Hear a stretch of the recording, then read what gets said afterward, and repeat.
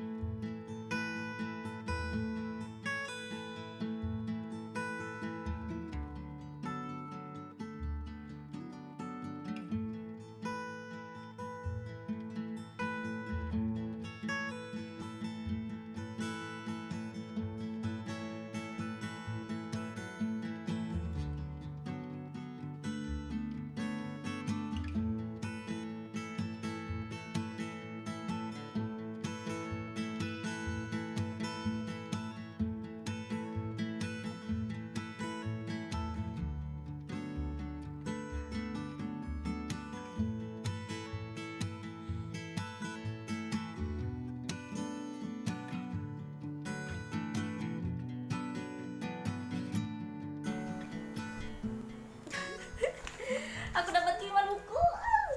Ini aku nggak beli sendiri. Ini aku dibeliin sama temen lama banget yang dia itu tahu kalau aku suka baca. Ya iyalah, siapa juga yang nggak tahu kalau aku suka baca. Kapan hari itu? Kapan ya? Kemarin lusa.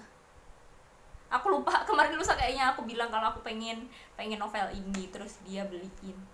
Padahal dia itu lagi jauh di sana, lagi buka usaha. Terus dia beliin. Aku nggak tahu diri. Aku mau bilang terima kasih, tapi kayaknya terima kasih pun nggak cukup. Jadi kalau kamu nonton ini, Pak, makasih banget. Mari kita buka. Ini isinya apa? Sesuai dengan genre kesukaanku yang suka cerita-cerita tentang kriminal, detektif, misteri. Ini adalah novel baru dari salah satu penulis yang aku lumayan suka. Bukan penulis Indonesia. Sedih banget.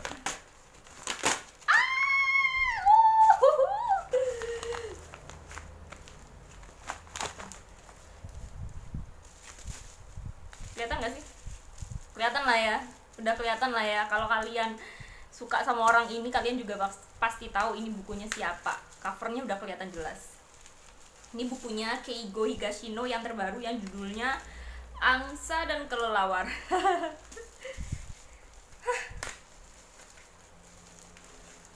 Ini orang kayaknya lagi aktif banget ya bikin novel. Soalnya kapan hari beberapa waktu yang lalu itu kan baru rilis yang judulnya panjang banget itu, yang ada yang tentang pembunuhan di kota tak bernama, iya gak sih? Ya, yang itu, yang aku juga udah bikin reviewnya itu, yang menceritakan tentang sebuah kasus di masa pandemi di Jepang. Terus yang kali ini dia juga bikin lagi novel terbaru. Ini aku belum terlalu jelas sih ceritanya tentang apa. Cuman yang aku tahu itu ada 2 orang. Ya, 2 orang. 2 orang ini sebenarnya mereka adalah orang yang sangat berlawanan, seperti angsa dan kelelawar yang mereka sangat berlawanan.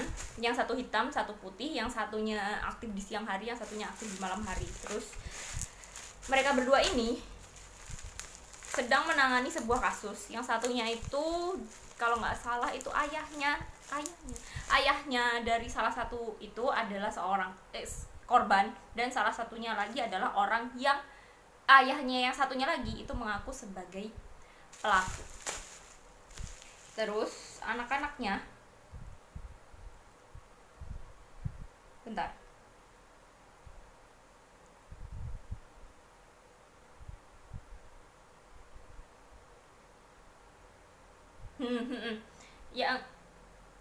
yang ini anak-anaknya yang sedang menyelidiki kasus yang terjadi di antara kedua ayah mereka. Yang satunya itu sebagai korban, yang satunya mengaku sebagai pelaku. Udah sih. Terus yang mengaku sebagai pelaku itu anaknya itu dia itu nggak percaya kalau ayahnya melakukan kejahatan itu, karena ayahnya bukan seseorang yang jahat gitu loh. Jadi overviewnya sih seperti itu, karena aku belum tahu banyak ya, dan ini juga buku baru. Aku bahkan belum pernah nonton booktuber yang membahas tentang novel ini. Sebenarnya ada yang Kanaya Sofia itu kayaknya udah baca ini. If I'm not mistaken, aku pernah lihat di YouTube itu pernah muncul kalau dia itu sedang lagi baca novel ini. Cuman aku nggak nonton. Entah kenapa aku jarang banget nonton booktuber dari Indonesia. Jadi mari kita lihat.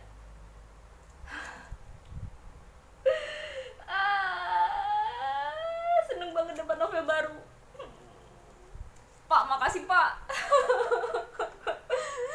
Nih bocah nih nggak tahu diri Pak, udah minta novel Pak. Makasih Pak.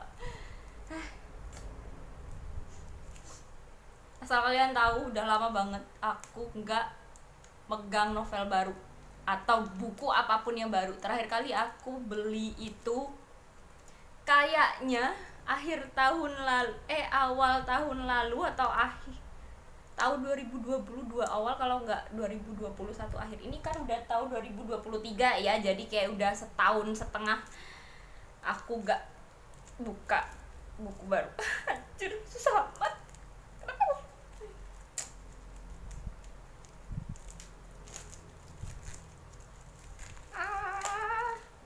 Baru kali ini kan aku bikin video unboxing, karena baru kali ini aku dapat novel baru. Sedih. Oh my god. Shit.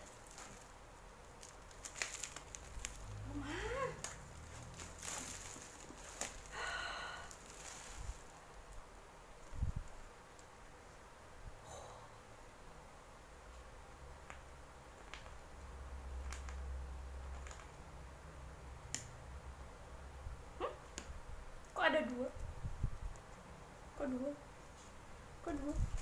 Kok dua? Yang satunya tadi ada di luarnya, yang satunya ada di dalam. Kok dapat dua? I don't know. Kalian tahu nggak sih bau buku baru itu nikmatnya kayak apa? Kayak yang ini enak sumpah, enak.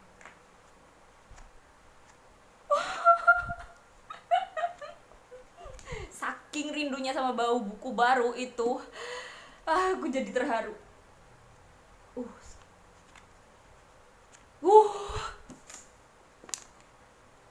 Ntar deh aku bikin review buku ini nanti mungkin setelah baca Al-Masih. Di pending dulu untuk buku yang C, iya nggak sih? Atau mungkin setelah buku yang C baru aku baca ini, entah. Lihat sikon lah ya. Yang kali ini aku mau menyelesaikan baca yang Bisikan dulu, baru yang ini. Udah, aku mau lanjut ngerjain laporan. Tadi baru dapat sedikit banget.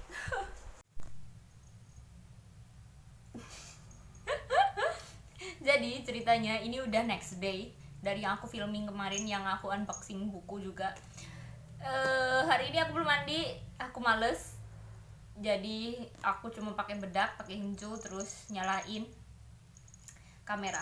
Aku mau ngomong sebuah kegoblokan yang aku lakukan tadi malam. Kan aku malam itu baca kan. Baca ini tuh nggak dapat banyak juga sih.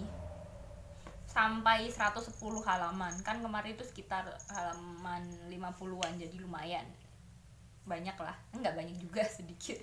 Terus waktu itu aku mau tidur. Terus aku kan buka-buka Goodreads. Kan kupikir aku cuma mau ngelihat ratingnya itu berapa. Kayaknya ratingnya nggak cukup tinggi, cuma 3,4 kalau nggak salah yang ini. Terus habis itu aku kan scroll ke bawah, terus ada satu review teratas yang aku lihat. Dia itu pembukaannya adalah, dia itu bilang kalau ini novel kedua dari V. Lestari yang dia baca setelah baca Apartemen Lantai 7. Jadi kayak, oh sama ya, orang ini apakah juga melakukan reading A to Z sama seperti aku, terus memulainya dari V. Lestari atau gimana. Kan kayak it's like coincidence. Ya udahlah kayak gitu. Terus akhirnya aku baca reviewnya, itu panjang, dia nulisnya panjang. Terus yang pertama dia bilang ini kan novel kedua yang dia baca, terus dia bilang kalau yang Apartemen Lantai 7 itu tidak terlalu memuaskan bagi dia. Sama juga kayak aku, karena aku masih banyak tanda tanya di situ. Terus habis itu kan karena reviewnya panjang, terus aku nggak mau terlalu kena spoiler, akhirnya aku cuma baca bagian awal sama bagian akhir. Lah kok di bagian akhir itu aku malah tahu kalau ternyata, maaf untuk kalian yang belum baca novel ini, aku pun juga merasakan kayak, oh jadi gitu you know what I mean. Ini ternyata novel ini tuh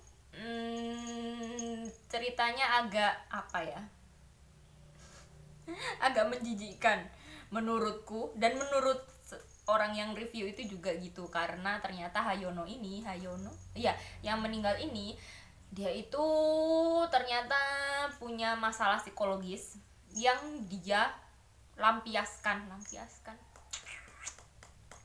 iyalah, yang dia lampiaskan ke Marisa itu kan yang anak tirinya itu, yang dia rawat dari umur 2 tahun sampai dewasa, sampai remaja, mulai dewasa 16 tahun kalau nggak salah. Waktu dia Hayono meninggal itu Marisa umurnya 16 tahunan atau gimana. Hubungan antara Hayono sama Marisa itu, mereka itu deket banget, tapi deketnya itu tidak normal, nggak seperti layaknya ayah dan anak. Padahal kan Hayono itu kan ayah tirinya, cuman Marisa emang nggak tahu kalau dia itu ternyata bukan anaknya Hayono. Terus mereka tuh deket yang sampai menjurus ke arah seksual, tapi emang nggak sampai melakukan hubungan itu. Cuman Hayono ini, dia itu sering mengambil kesempatan dalam kesempitan ke Marisa, karena Marisa ini terlalu polos. Dia itu nggak tahu kalau ternyata hubungan antara ayah dan anak itu sebaiknya itu nggak sejauh itu. Ngerti kan maksudnya? Hayono ini dia itu punya masalah psikologisnya apa, you know what I mean? Pedofil, oke? Jadi Hayono ini ternyata udah suka sama Marisa itu sejak dia ngelihat Marisa waktu dia umurnya 2 tahun. Sampai Marisa ini umurnya, sampai Hayono meninggal itu kan geli.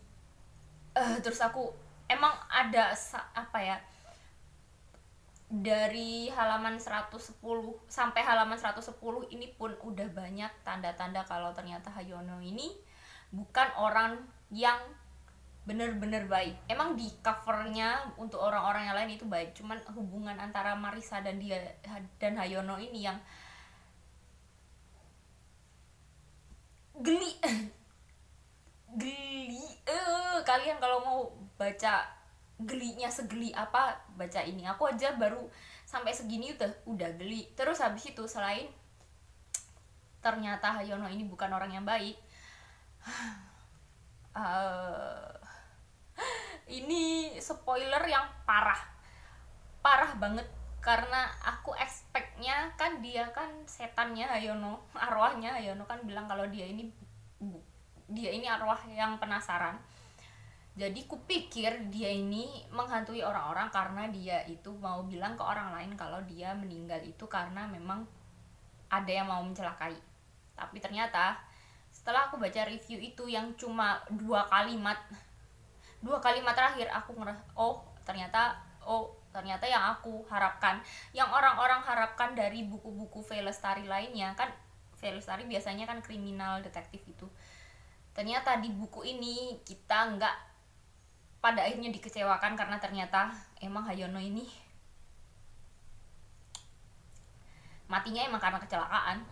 Udah sih, jadi aku mau ngelanjutin baca itu, aku udah tahu garis besarnya, tapi kalau nggak ngelanjutin baca itu kayak sayang aja. Jadi ya udahlah, aku mau ngelanjutin baca sejauh apa aku tahan untuk membaca buku yang bagiku tidak terlalu nyaman untuk ku baca, karena ya itu perilakunya Hayono itu yang gitu. Ya udahlah, aku mau baca lagi mumpung hari ini kayaknya lagi senggang. Oke?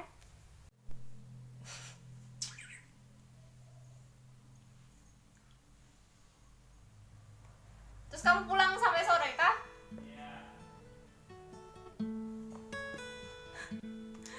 Kenapa sampai sore?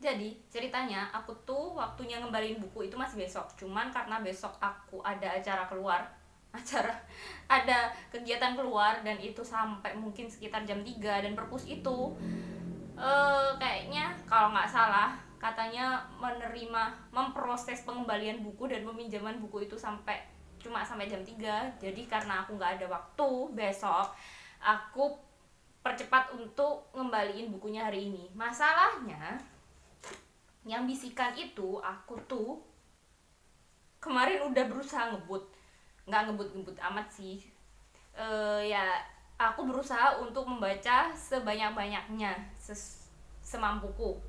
Terus akhirnya aku itu sampai ke halaman 242. Terus mau nggak mau aku hari ini harus kembaliin. Jadi untuk selanjutnya aku baca buku yang ini, yang bisikan ini itu dari Ipusnas aja. Untung di Ipusnas ada, jadi aku gampang untuk melanjutkan.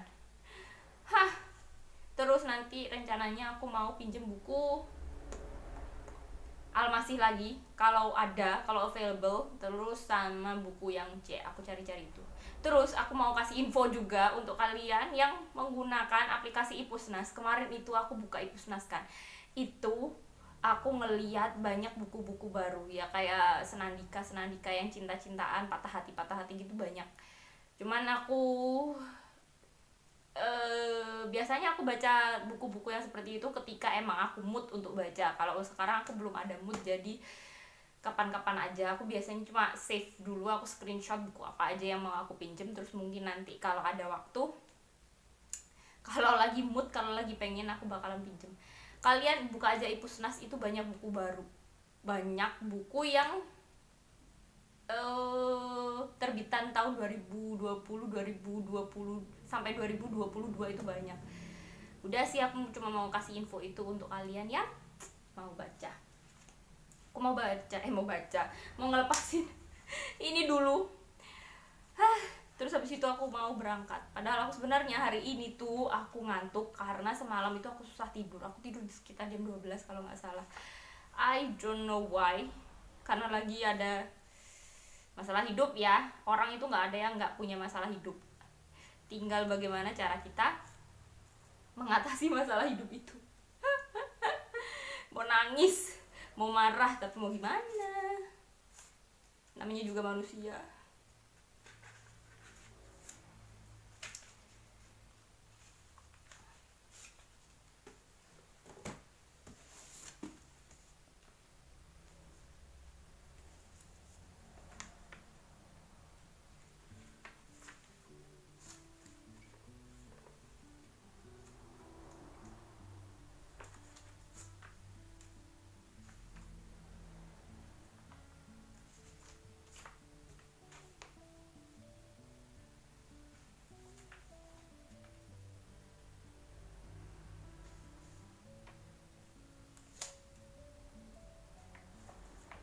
Oh iya, terus aku mau kasih catatan di novel yang ini, yang apartemen lantai 7 ini, biar nanti orang berikutnya yang baca novel ini itu nggak kayak aku yang belum seharusnya aku tahu pelakunya tapi aku udah tahu karena ya itu yang kesalahan itu. Jadi aku mau tulis catatan tipis aja, ditempel aja di tengah kali ya, nanti kalau ini dicopot sama petugasnya. Jadi sebentar, cari sticky notes.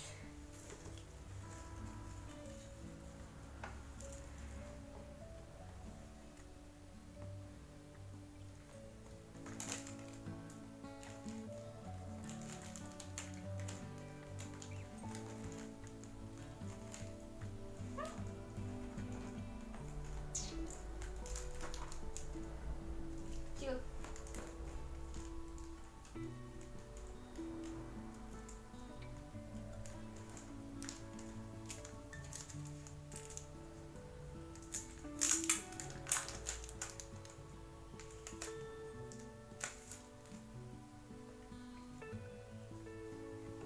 Meja aku lagi berantakan banget.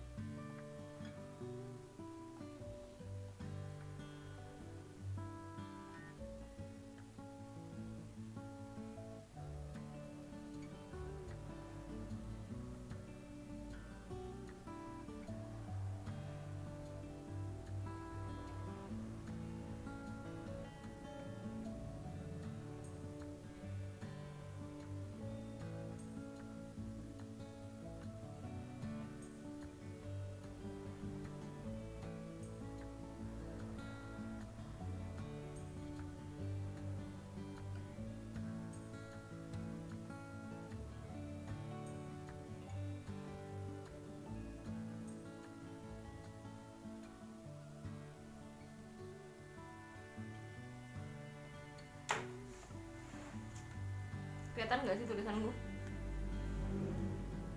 Kecil banget, emang tulisan gue kecil.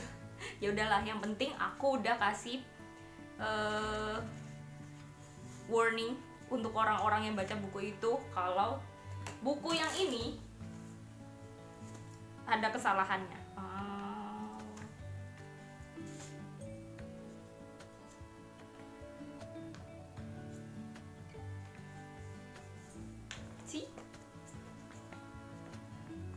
Jadi orang-orang bisa memperhatikan nomor halamannya dulu biar nggak kejadian kayak aku.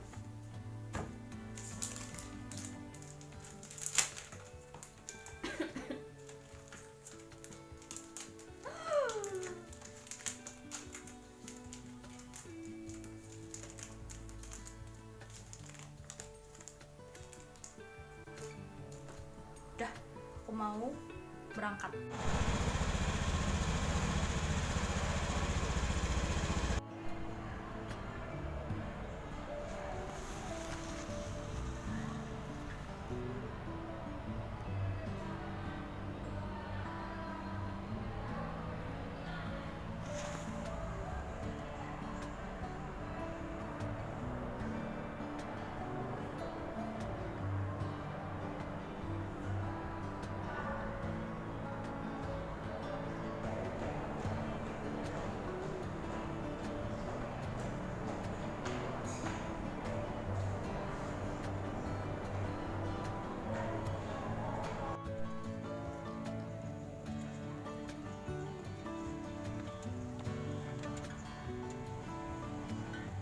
Kelas yang ada di sini belakangnya itu ada lahan kosong kan. Sekarang nggak tahu bahwa lahannya masih kosong apa enggak. Itu buat pertanian. Nice.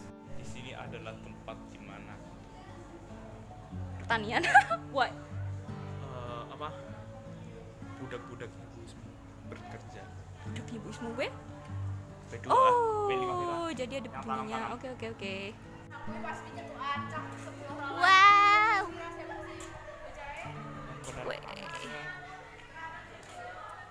Oke, jadi gini, aku kan udah nggak pegang buku dari Velestari yang judulnya Bisikan karena aku balikin ke Perpus Makam Bung Karno. Jadi aku bacanya sekarang lewat Ipusnas. Terus udah 2 harian ini aku nggak bikin video, nggak bikin reading update sama sekali karena emang aku ada banyak acara kesana dan kemari, akhirnya nggak ada waktu. Baca pun juga gak banyak, jadi aku nggak bisa bikin reading update-nya seperti apa. Baru setelah itu, sekarang sore aku kan mulai baca lagi, udah lumayan banyak. Nggak banyak-banyak amat, tapi lumayan lah untuk bikin reading update. Aku semakin jijik. Ini aku jengkelnya adalah di novel ini tuh setan arwahnya Hayono itu, dia itu bener-bener mengganggu keluarganya. Emma si istri keduanya, terus Marisa yang anak angkatnya, sama Andre anak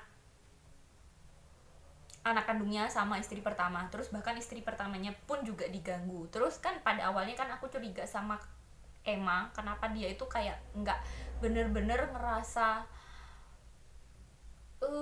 sedih ketika Hayono meninggal. Jadi kupikir kan emang pelakunya adalah dia, pada awalnya emang seperti itu. Terus akhirnya kan aku tahu dari review yang ada di Goodreads itu, ternyata meninggalnya Hayono emang karena hal yang lain, bukan karena ada yang mencelakai. Terus lama-lama aku baca-baca lagi itu, aku ngerasanya itu jengkel gitu loh sama si arwahnya Hayono. Kan aku pikir oke lah, ini emang ceritanya bukan bener-bener kriminal detektif, karena kebanyakan orang emang dari awal polisinya juga udah yakin kalau meninggalnya Hayono itu karena kesetrum. Oke, aku pikirin yang emang cerita hantu-hantu yang kayak apa. Kan berharapnya kalau cerita hantu-hantu ketika ada arwah penasaran, kan Hayono ceritanya arwahnya penasaran, itu akhirnya jadi kayak menakutkan, creepy. Terus selain creepy kan kita juga jadi bertanya-tanya apakah emang Hayono ini meninggalnya karena ada yang mencelakai. Harusnya seperti itu mauku sih, nggak tahu kalau yang lain. Tapi ketika baca ini aku ngerasa Hayono ini cuma pengen gangguin aja keluarganya, digangguin didatengin, yang membuat keluarganya itu ngerasa nggak tenang. Selain nggak tenang itu semakin tahu kalau kelakuannya Hayono ini dia itu bejat, dia itu bukan orang yang baik. Kayak apa ya, bahkan ketika dia udah jadi arwah pun itu Hayono itu masih suka gangguin Marissa. Yang ganggunya itu bahkan lebih parah daripada ketika dia masih hidup. Kayak sampai kayak mau dipakai, you know what I mean. Kalau aku ngomong yang lebih gamblang kan nggak enak lah ya, kayak mau dipakai lah si Marissa itu. Terus Marissa itu pada awalnya dia tuh terlena menikmati. Bahkan seorang Marissa pun dia itu nggak tahu kalau yang seperti itu tuh bukan perlakuan sayang yang normal dari ayah ke anak perempuannya. Terus sampai pada suatu titik Marissa itu ada mulai muncul kesadaran bahwa apa yang dilakukan ayahnya atau Hayono ini itu udah melebihi batas. Karena baca aja sih aku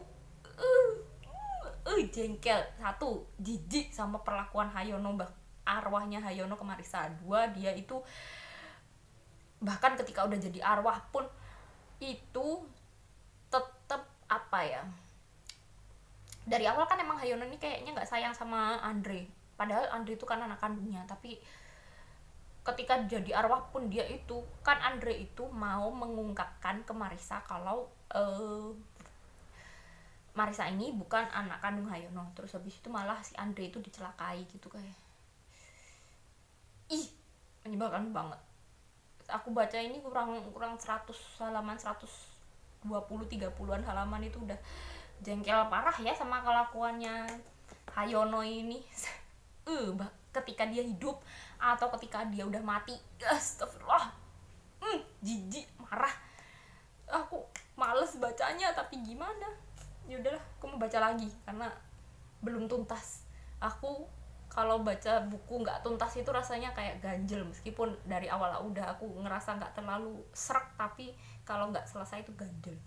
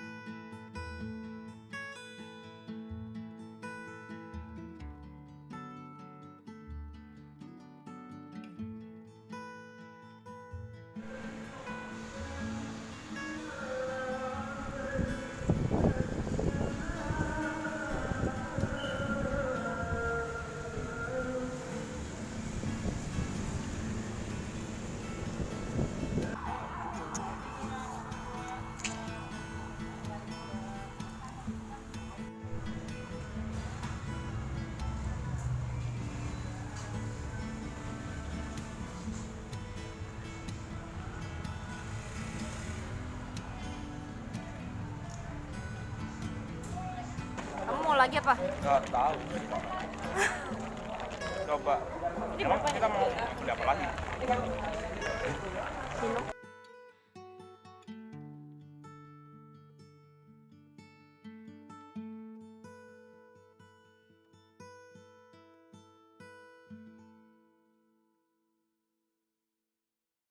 Oke. Hari ini aku baru selesai baca yang Bisikan. Itu mungkin sekitar jam berapa tadi ya? siang jam 2-an. Iyalah, pokoknya siang. Setelah aku baca novel yang bisikan ini udah 9 hari atau 10 hari. Lama banget.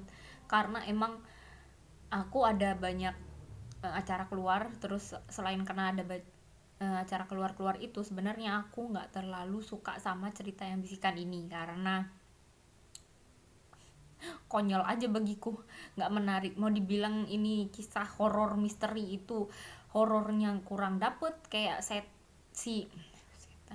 kayak si apa arwahnya Hayono ini, dia ini nggak benar-benar menakutkan, tapi dia ini pengganggu dan jahat, udah itu aja. Terus habis itu kalau dibilang cerita misteri detektif kriminal itu juga pada akhirnya juga ketahuan, dalam ceritanya pun udah apa ya, nggak harus sampai akhir sih, dari jalan ceritanya juga udah cukup jelas kalau ternyata emang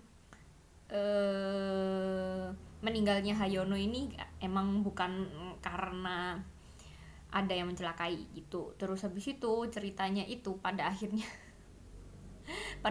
muncul karakter baru itu yang muncul mungkin di sepertiga akhir lah, yang pada akhirnya dia ini yang bisa yang membantu menyelesaikan keluarganya Hayono yang tersisa, kayak Marissa, Emma, Andre, Olive, sama tangganya pun kan.